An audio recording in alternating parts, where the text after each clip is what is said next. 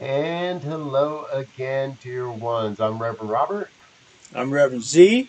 and today we are talking New Thought. This is New Thought Today, the deep dive discussion program where we take a look at the guiding principles, the guiding statements, the history of New Thought, and attempt to catch a glimpse of the vision of what's going to come next.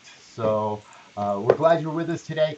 And while we get settled in, feel free to grab a beverage, hit that share button if you would, and let your friends know what's going on and what we're about to get up to because this is always a fun conversation.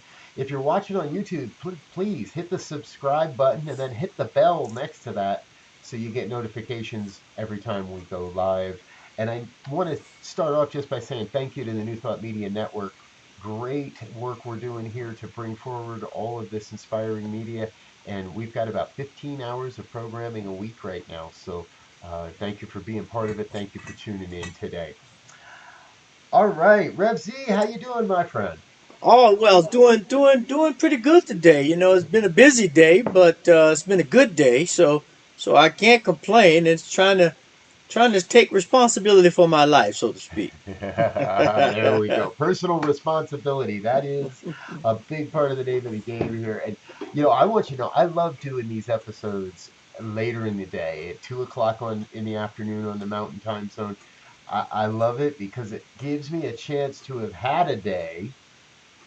And often, because we prep for this, because we know what's coming, I'm sort of trying to live what we're teaching throughout the day as we get closer and closer to this episode and as we get closer to our broadcast time. So we're it's a lot of fun, and I guess it's time for me to fill everybody else in on what we're talking about here today. You and I seem to know. Yes. So, folks, what we've been doing here is we've been looking at the statements that are collectively known as the Centers for Spiritual Living Global Vision. Now, we've broken that into 10 primary statements, and we've looked at the first four already. You can catch the back episodes to learn more about what we were talking about there. But today, what we're talking about, and this is a hefty statement, so I'm going to try to get this out in one breath. We envision a world where personal responsibility joins with social conscience in every area of the political, corporate, academic, and social sectors, providing sustainable structures to further the emerging global consciousness. All right, maybe that Whew. was 1.5 breaths. Yeah, that's all Let, right. let's do it. Let's do it one more time just so it sinks in. Right? We envision a world where personal responsibility joins with social conscience. That's what we're really talking about. That's the meat of this whole statement. And then we're going to look at how that's going on, how that's happening in every area of the political, corporate, academic, and social sectors. We could add many, many more words to that list, many, many more ideas to that list.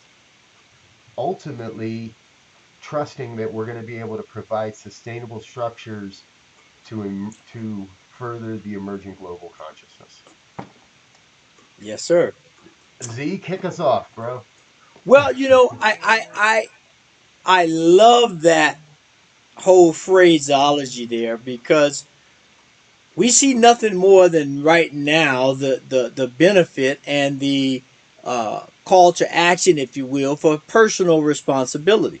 I mean, we just had an election and everyone was out vying for votes.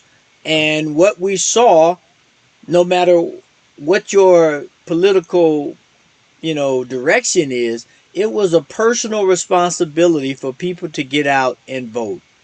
And in this election, they had more people voting, they said, than any other election.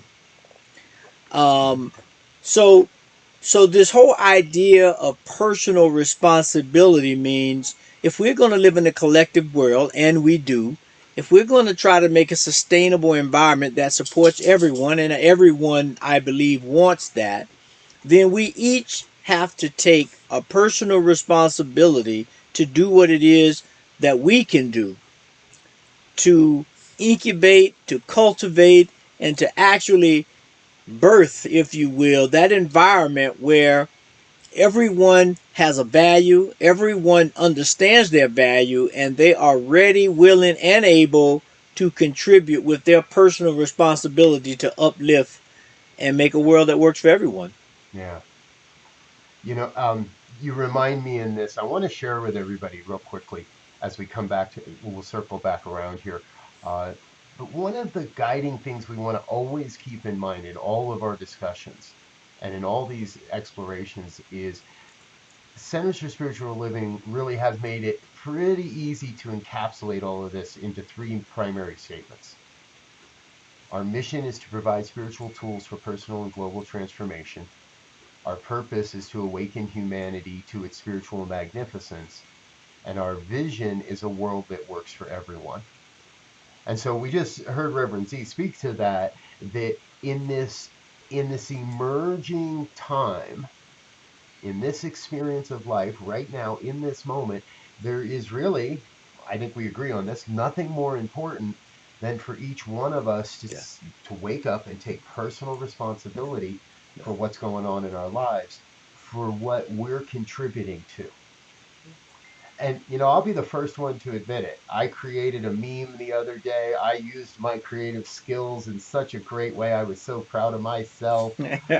Uh, but man, it was not a nice post. I mean, it wasn't mean, it wasn't aggressive, but it didn't have let's just say it didn't have an air of oneness to it. And it was a political commentary on my person from my person, and it was absolutely not spiritually motivated. And I put it out. Now, here's the interesting part. I didn't get any play.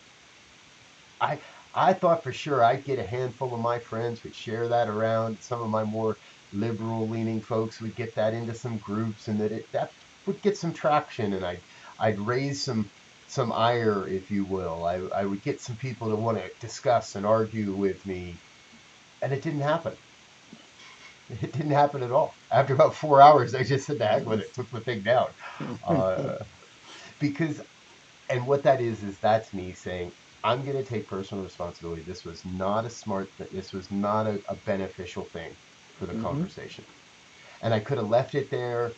I could have said, oh, I deal with it. I could have went and found more fake news to share. I chose to take that down and be able to say, hey, that wasn't right. Let's move on. Let's move into what's next. And the interesting thing about that is this whole idea of personal responsibility coupled with the world that works for everyone.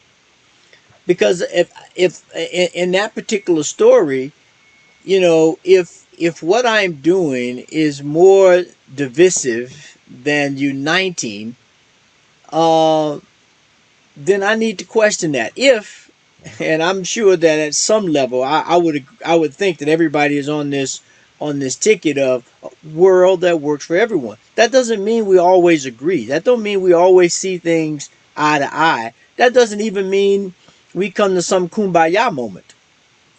But what Right. it does mean, it means that I will respect you. I will help to create a world where you're able to have your freedom within the limits of what we define as freedom, i.e., life is sacred and we're going to do everything to maintain that. Yep. And then outside of that, if it's not promoting life, or if it is promoting life rather, then we can work with it or through it. If it's not, if it's tearing down life or trying to undermine life in its global expression, then we need to have another conversation. And so there's a personal responsibility that we to of the unity of all things, and that we're looking to make that unity work for everyone, because if it doesn't, if it's one thing, it's going to start tearing it down.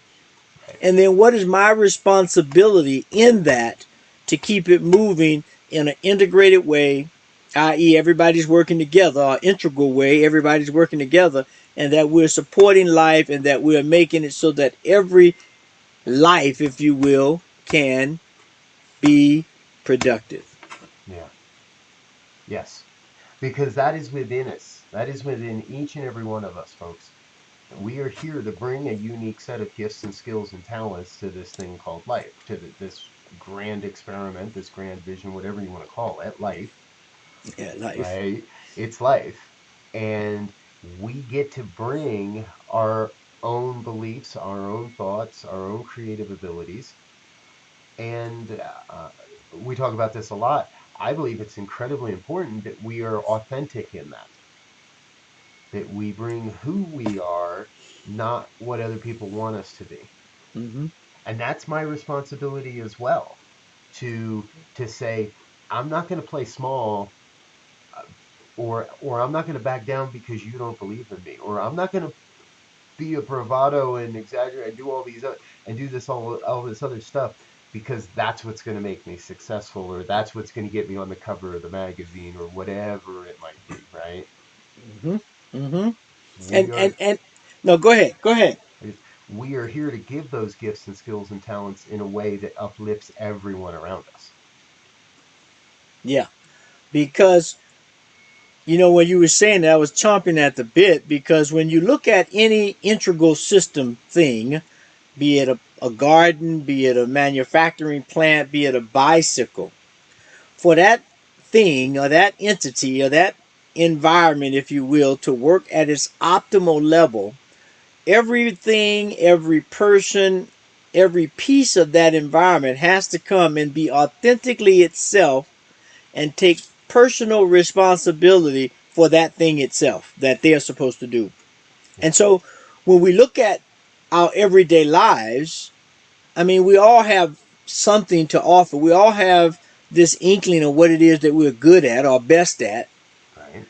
And so the idea become from a new thought perspective is if we're trying to create a new world, if you will, where everything is valued, everyone is respected, and we're working together in harmony towards a greater vision, then it allows us to put aside petty differences and I don't like your haircut, or I don't like them shoes, or I like the shoes and I want them and you shouldn't have them, kind of stuff, right? Right. Yep. And we should look at the greater good for all mankind, for all humanity, for the one global family, and say, how do we make that happen?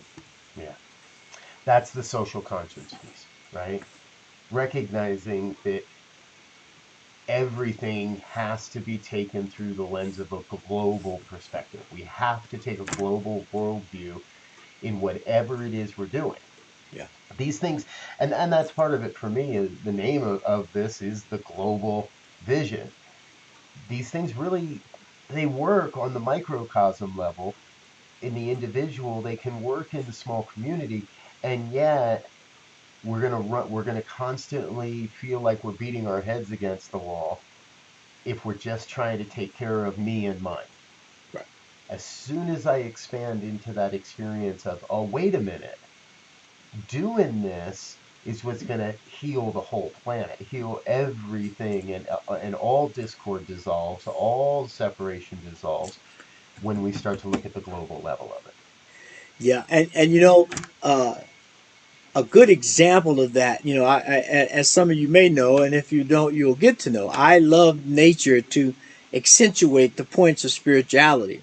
And so, if we look at the whole idea of mushrooms, right, the fungus, mushrooms are a healer of the earth that they're in, and they operate as one unit, one entity that's spread across a vast thing, but they're all connected. Sort of like aspen trees. If you're out here in Colorado or a place where they have aspen trees, there's a unity there that everyone is supporting and working with everything in the group in the unit, but it also has its own individual expression. Right. And that's what we're looking to create in this world, is to take that example from one of God's creations that does what God has said explicitly, no questions, no deviation. That is a perfect example, a perfect teacher, if you will, for us and how we begin to live as a unit with Mm-hmm. personal responsibility, and then spread that as a social consciousness. And one other quick thing, I mean, if you don't like to think about mushrooms, then think about bees or think about ants. They work the same way. A bee will find a flower bed, he'll come back, do his dance, so that all the other bees know where the pollen is, so they can go get some pollen and make some honey. Yeah. One unit working together, although they're flying off in various different ways. Yep. Exactly. It's I love what you're sharing there. In it's whenever and no matter what, here's the thought I had. No matter what comes our way, no matter what we're faced with, no matter what challenge it might be in politics, in our in schooling, in academia, right? And what's going on Mm-hmm. in the schools right now is just like, oh my God, who knows? One pulling this way, pulling that way. Whenever we get into these deep questions of what's going on, how do we manage this, what comes next, how do we make the step forward, I'm with Z. Look to nature, find the avenue, the example, find the model in the natural world because nature nature never really seems to suffer. And now, okay, we've got some animals on the endangered species list. That's because of us. That's because of the big dumb humans. All right. But left to its own devices, the arc of nature is to create, is to produce, is to reproduce, is to create newly, is to evolve, is to grow, is to adapt to what's going on, the environment. Yep. When we look at our lives, I one of the things I always ask coaching clients and private clients is what's the environment like where you are? What's your physical environment? What's your mental environment? What's your emotional environment? What's your spiritual environment? How are you setting yourself up for success so you can take responsibility, so you can be and be activating all these different principles and all these different ideas that we know we keep throwing at you week after week after week. Look to Yeah. nature. And as the program says, New Thought Today, a religious science perspective. So not only does that mean we approach the study of of religion as a science, being very Hmm. inquisitive, being very observant, but we also look at it from the standpoint that we know science has an answer to this universe. And we know that science provide answers that someone hypothesizes. They don't even see something. Something happens. They have an hypothesis about how it works, what it'll do, and then they go off and begin to explore and to have lab books and write notes down. And so eventually that invisible thing that was in their mind that popped in from an inspiration or an insight becomes a Hmm. full blown mathematical problem, if you will, that at some point someone finds the right way to move the parts around to say, bingo, that's it. And so Hmm. that's what we're trying to do here with these overview of the global heart vision, the global vision for CSL. And this one is very key because it says in that equation, each one of us has a personal responsibility to be moved around, if we will, in the equation. And once we find our place in that equation, stay there. Hold that position until we solve the mathematical problem or the mathematical equation so that we get that eureka moment and we find gravity or we find electricity or we find, aerodynamics, whatever it is. That's how it's done. Yeah. I love how you put that because so many of us, and I know I have for so long myself, spent time running around wondering where the hell I'm supposed to be. And oh, yeah, that's the other show where we swear.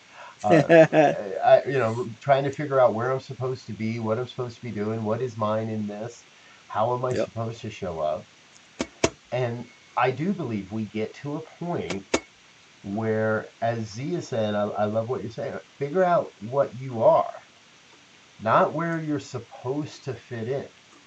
Figure out what you are, who you are, what your gifts are, what you like to do, what brings you joy, what brings you passion, what would you do for hours on end, and completely lose track of time because you're having so much fun doing that work, and Yeah. do that Yeah. because then you're part of the whole. Then then you're really showing up in service to the grand equation, not just, oh, this is what's going to make me money, or oh, this is what everybody else in my industry's been doing. And we've all heard that statement where it says, you know, authentically be who you are, because what that does, that gives everyone else at least the opportunity to be who they are. They don't have to feel uncomfortable around a bunch of people or situations that are not being true to themselves. But the moment that I begin to be true to myself, I give everyone else permission to do the same and not Right. worry about whether someone understands it at this moment in time, because it's a moving target.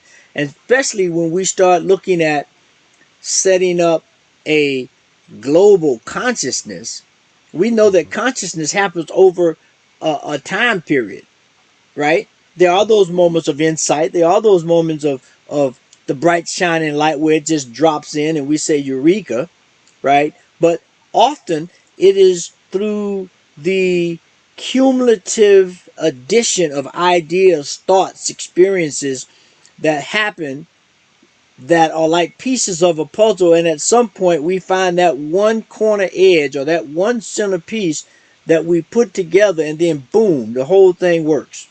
Yeah, And so when we're looking at personal responsibility in relationship to social consciousness, I mean, it does not exclude anything. exactly. Nothing. Yep.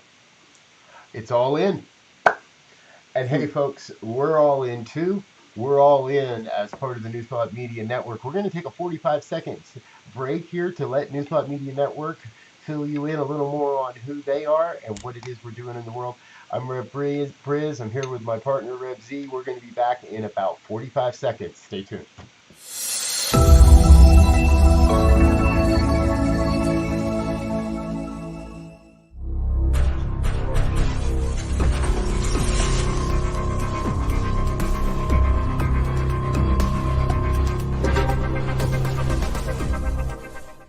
New Thought Media Network.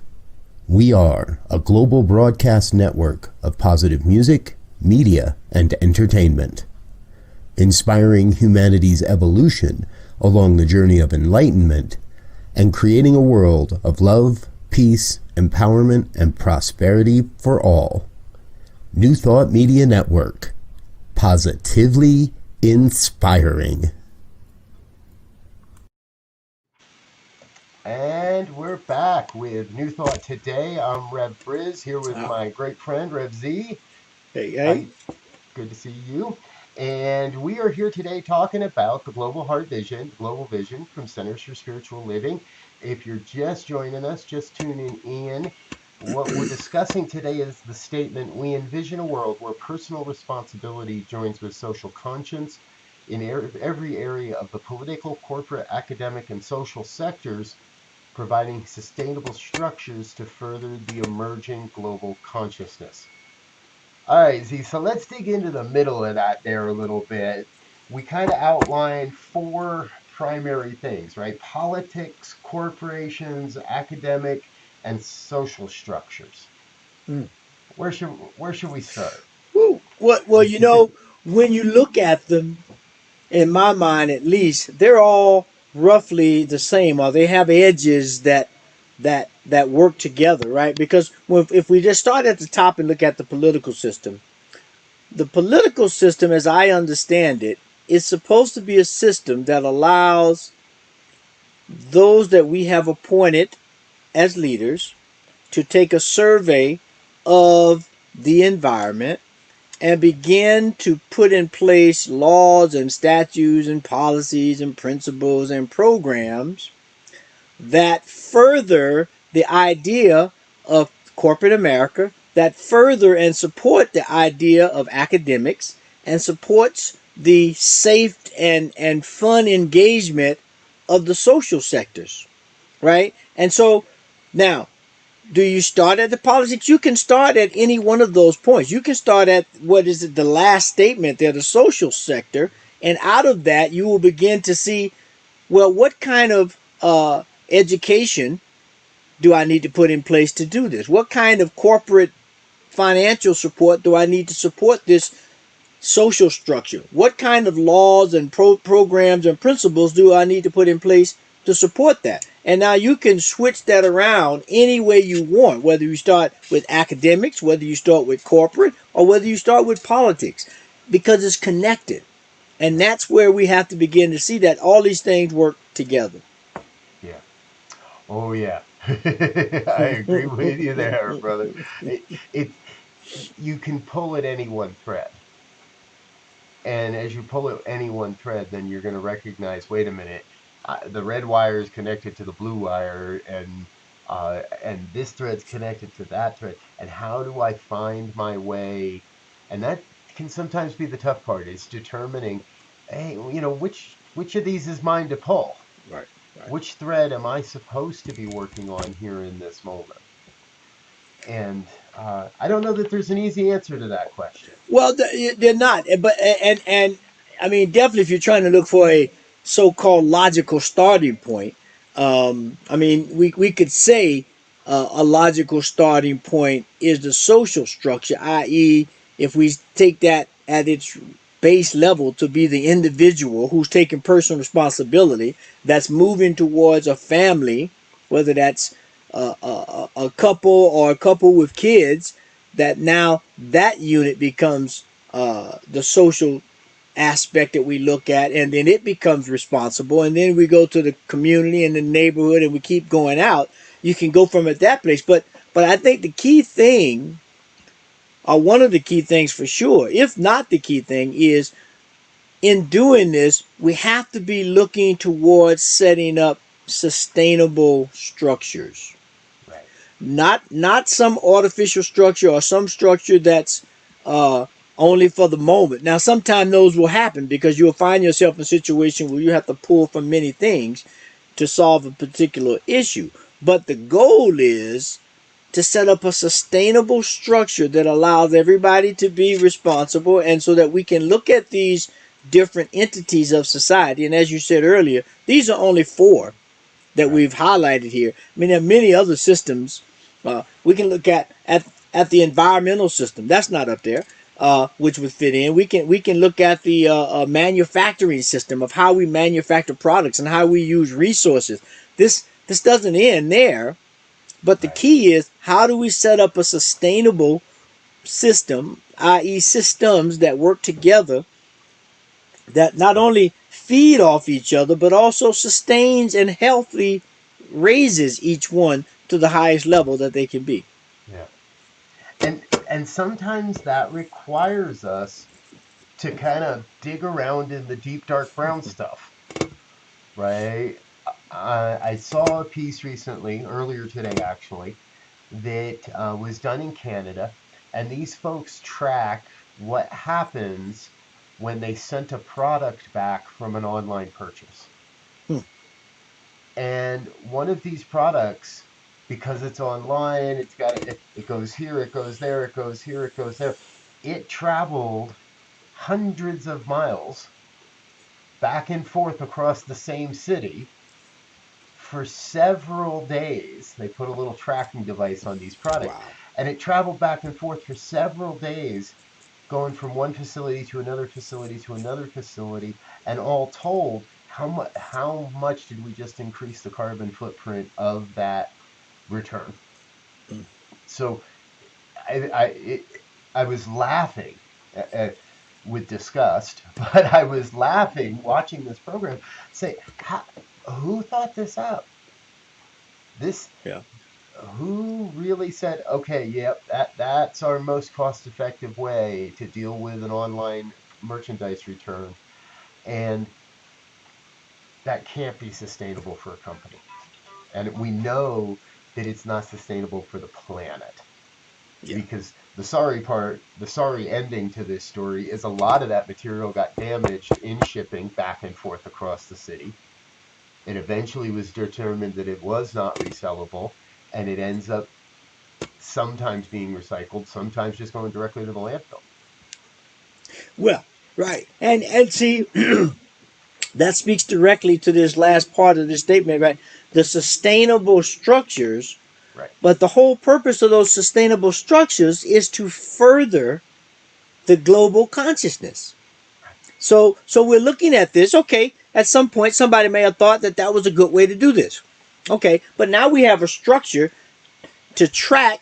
Here's something that could have gone 4 miles up the road and been done. Now it's bounced around the city, and that 4 miles has now become 20 miles before it gets there. Is it a system that is workable? Yes. The product got there, the person got their return or whatever, but is that sustainable? No. No. It's not sustainable. And if we're not careful, it doesn't support the further expansion of a global consciousness that says everything here has a purpose. It all works together. The more we think about it, analyze it, experience it, we get a better consciousness that we can raise up of here's another way to do shipping or returns or whatever the situation is. Yeah. And that's where that personal responsibility, once again, looking at all of the systems that are anchored, if you will, by politics, business, academic, and social, to begin to do this evolutionary spiral of consciousness and mankind working together. Right. I heard it described in an earlier conversation today. We know we're getting this right when whatever we're doing aligns with the highest good for the planet. So, how do we know we've reached this point in our politics? When our politicians really do enact legislation and are promoting agendas that are for the highest and the best of our Yeah. planet. Yeah. Not my state, not your state, not this project, not that company, not this organism, but what is the overall? And so I'm going to sound like beating a drum here, but if we don't take that global perspective, that global view, how much are we really accomplishing, folks? We make it work for ourselves. That online retailer makes it work for them with no regard for what's happening to the planet. Now, without saying their name, they have also have become aware of these problems and are enacting change. I have to enact change on my in my world, and this for me it comes back to right. Think globally, act locally. Yeah. Yeah. Yeah. From the global And perspective, what can I do in my life to make this work better? and that's the key. I mean, really, because I can see an incident that's happening halfway around the world, right? Uh, Yep. and it may upset me. It may inspire me to send some money.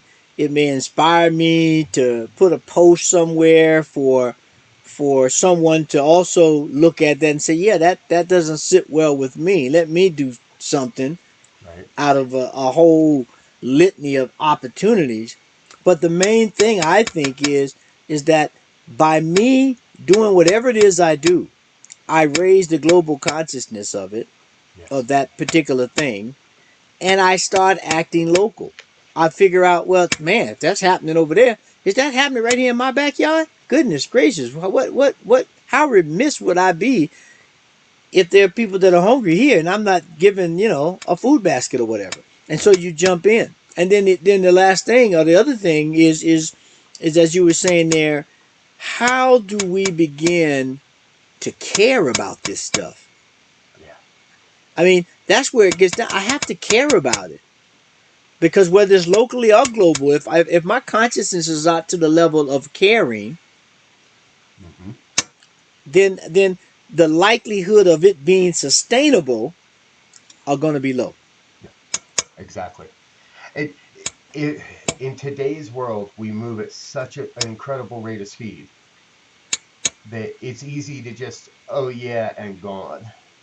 Mm-hmm. I believe it takes that caring, it takes that moment to make that connection and say, wow, here's something that here's something that touches, and here's something I can do about it.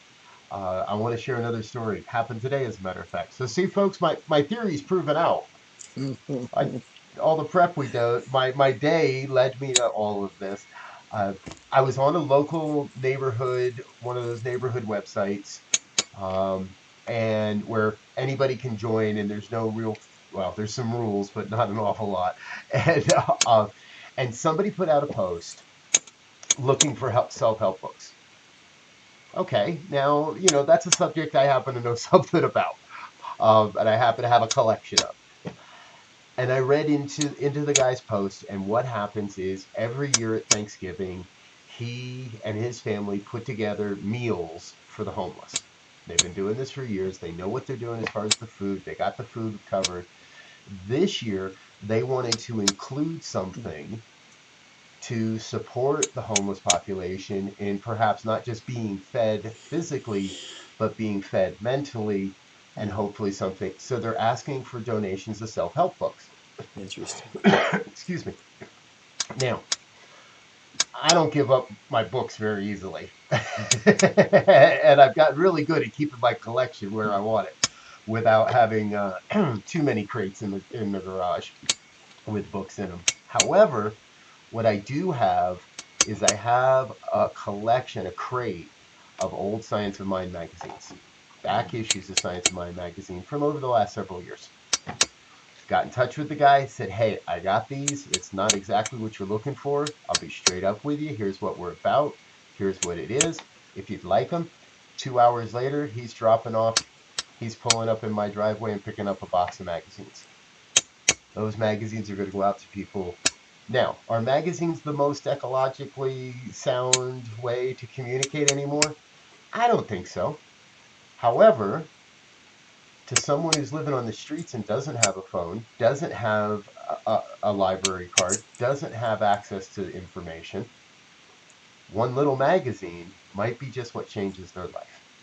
Yeah.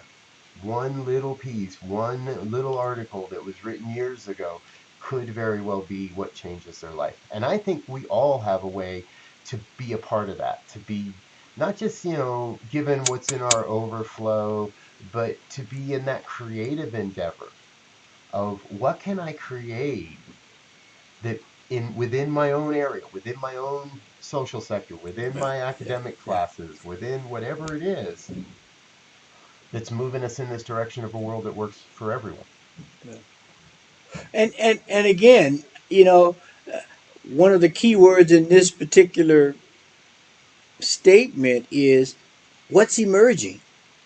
Right. What is emerging? Imagine. I know some of you uh, may have seen the launch of the SpaceX rocket the other day that just docked with the station Station. Yep. last night, and you sit there and you say, a few years ago that was an emerging technology. They had the space shuttles, and actually they had to, after a while they had the accident, they shut that whole program down, but they were still trying to figure out how they were going to explore space and support the station and every space station. Yep. Now here's someone that took some emerging technology, an emerging idea, and has come together and successfully been able to shoot a rocket off, deliver payloads, to deliver astronauts, and then the part that used to just drop down in the ocean somewhere with a parachute, and you got to try to track it and find, this thing comes and lands right back on a platform like Exactly nobody's where they want it. business. Yep. And you're like, wow, what a concept. Yep. What a concept. Now, same thing can happen with us in the way we consciously live and emerge as a global consciousness. Yeah. I remember when I first heard the term, right, private delivery of astronauts. That's what happened. A private company delivered astronauts to the International Space Station for us. Uh, the technology, that emerging vision. Yep. I remarked recently. Virgin Hyperloop did their first test run with actual passengers this past week, Wow. reaching speeds of over 105 miles an hour in a hyper in a tube, Mm. a pill in a tube, with no power, with air and no gasoline, like and but I remember seeing that technology in a display outside of Boulder, Colorado about 10 years ago. and looking at this and people saying, yeah, well, we're a ways away from this. We're probably 10 years from even testing this stuff, from putting a man in one of these things and shooting it across a test track, let alone. But now but that test re- lets them know, and they say they're now on track for commercial usage by 2030. Mm. So Mm-hmm. 10 more years, and well, the airline industry might have a problem. Yeah.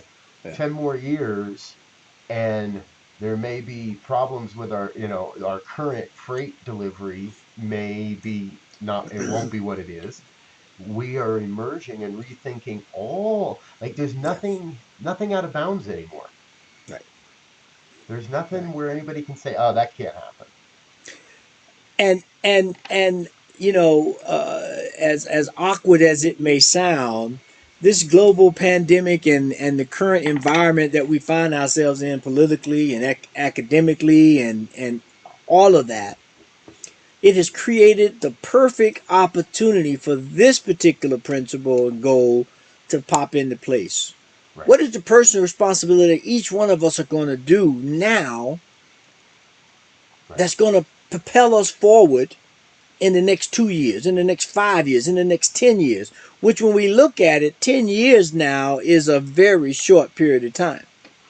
Yeah. I got a daughter that just graduated from college, and I got a son that'll be graduating in a couple of years. And when I think back to when they were born, which is over 20 years ago, I'm thinking, wow, what happened to that 20 years? Uh-huh. And so 10 years, it's like, ooh, okay, well, in perspective, that's even quicker.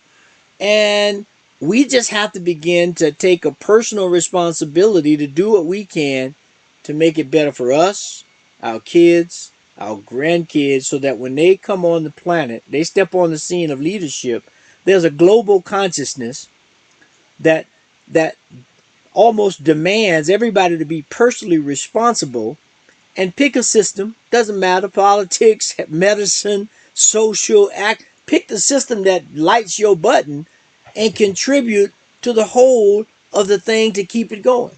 Yeah. Oh, yes. I want to dig into that. And we need to take 45 seconds to do a quick station break, folks. Give our sponsors a chance to say hello and give us a chance to grab a drink of water and stretch a minute. We'll be back in just 1 minute. Stay tuned. More of New Thought Today coming right up.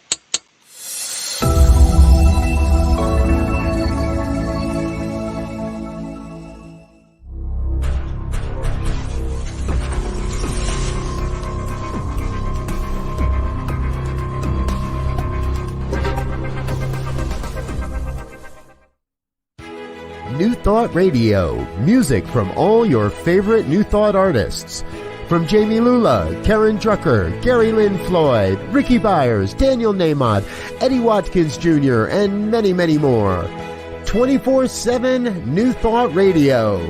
Positively inspiring. And we're back with more of New Thought Today, the conversation where we take a look at the global vision of the Centers for Spiritual Living, and we're looking at how we use this New Thought philosophy in our daily lives right now today, and what we can do to keep supporting this as we move forward. I'm Rev Briz. I'm here joined by my co-host Rev Z. And Z, before the break, we were talking a lot about sustainable structures and how we need to build sustainable structures. But one of the things you touched on that I want to circle back into is the fact that now more than ever, we have to take the perspective that we're not building a world for ourselves. We're not creating a world that works for us as much as we are creating a world that works for the future generations, laying the Yes. groundwork, developing a global consciousness now so that hopefully the work won't be so heavy or hard for our kids and our grandkids and the generation after that. Share a little more with us on that. Well, I mean, you just go back and think about that time period called the Renaissance, right?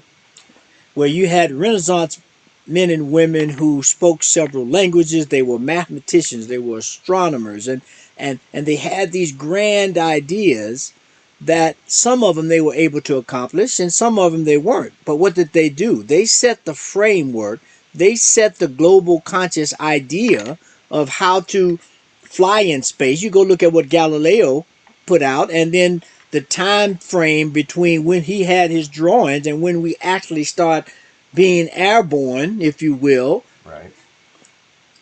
He set the stage for future generations to be able to take that idea and move it forward. And so we're doing the same thing right now with this global idea, this global foundation, if you will, where we are beginning to espouse ideas and debate ideas and come up with solutions to problems that we may be missing one piece for everybody to see it. And in 5 years from now, some kid, some uh, you know, person who least expected will say, "Oh, it's like your puzzle. You've been sitting there trying to put the puzzle together. You got it all spread out on the table. Your friend comes over for lunch and he says, "Oh, look at that! Boom." He just walks right in and put it in and boom, boom, boom, boom, boom, boom. It's done. And you're like, "I've been looking at that for the last month. Uh, how'd you do that?" Right? New perspective. You had already laid the foundation for that global vision, that global coming together, if you will, and that's what it's going to take. That's how it works, not sometime, but all the time. It's a collective responsibility that we have to take, and we all have to take our own personal journey in there to make it happen. Yeah. We each bring what is ours to bring. We each bring that unique piece. Yeah. And that's the thing, right? I can't be all things to everybody. I can't be an expert in every aspect of what's going on. Now, thanks to the internet and everything else, we have access to this information. We can Right. go learn about these things, but no one is expected to be the expert on all of it. Right. And And and if I could just, but that's that whole idea of being a Renaissance person, right? Where I don't have to be an expert on everything. I'm an expert on two or three things maybe, but then I become a Renaissance person when I begin to study these other pieces that enhances, that fits together with my thing to give me a broader perspective. right, that's the worldview. That's that global perspective that we can step out of what's just best for me and mine, but what's going to serve the evolution of humanity. What's going to Right. serve that next great whatever's coming next. Yeah. And it's coming. It's definitely coming. I mean, you just Yeah. think about the vaccines, right? That they're now getting ready to emerge, right? So Right. 8 months ago, 9 months ago, uh, we had all kind of debate about when it will, why it will, how it will, timing and everything, and now they have the beginnings of what seems to be two working uh, viruses. I mean, vaccines to attack the virus or suppress the virus. Yep. Uh, and it was, and I'm sure, I'm not in the medical field or the chemical field, but I'm sure it was a global Yes. event to come up with the answer. Now, there were some people probably who did some stonewalling who were into themselves or their own whatevers, but it has to be. Everybody can't be everything to everybody. Right. And even in that, right, the drug companies are doing what they're doing, but that's only a piece of the puzzle. Right. I did a story on another program about a company that's been raising funds and has now raised over $2 billion Wow. to buy doses of the vaccine when it's available. And their mission is to put that in the hands of low and middle economies across the planet. Yeah. So, Right. right, yeah, think about it, folks, right? A drug company develops a drug. It doesn't mean there's a way to get it into the hands of everybody, but that's okay. We've got a company that's doing that. We got people working on that. There are people working on every aspect. And I think what you're sharing with the vaccines is a great example because there's people working on every aspect: creation, testing, delivery, the manufacturing, how people actually get reimbursed and who gets paid for what, where the Yeah. Yeah. Yeah. none of that would be possible by any one company alone. So we are facing a global challenge.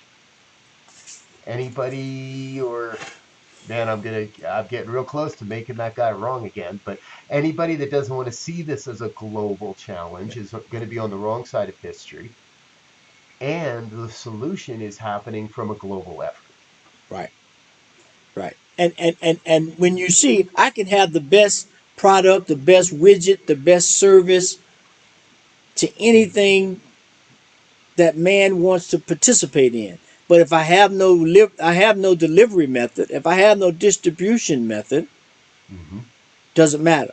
Right. I can have a product that's great and I never get any airtime. But if it's good, word of mouth will move it out and say, man, I don't know, I did this thing this guy got is pretty tight, man. You need to check it out. Boom.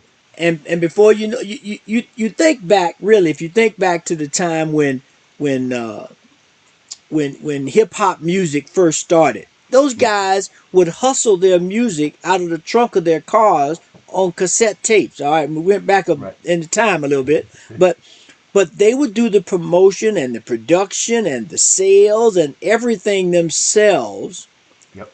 to understand it. Okay, they started Loki to personal responsibility, and then when it got too big, they brought in the global community, if you will. They tapped into the real sophisticated distribution system, the real sophisticated production system, and by that time, they had taken their responsibility. They had learned the craft. They became a renaissance person in that field: production, recording, distribution, Right.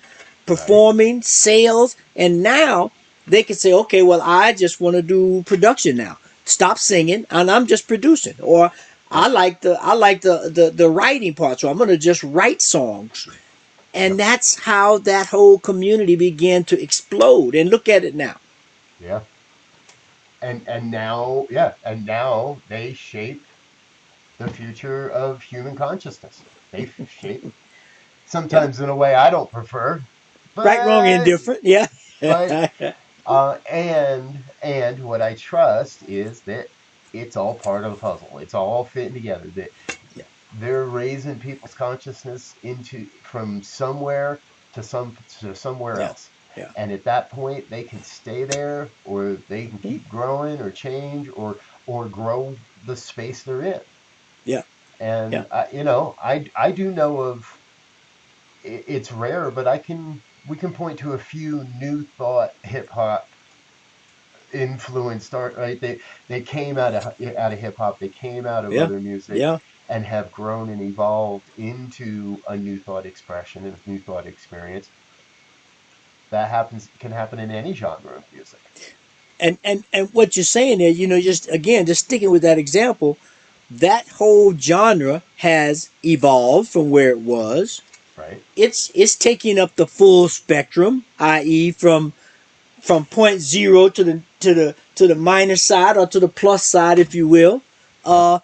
And you look at the artists where they were when they started, what they've evolved into, how that has funneled and fueled different political events, different social events, Yep. corporate events, academic events. So again, it shows that connectiveness.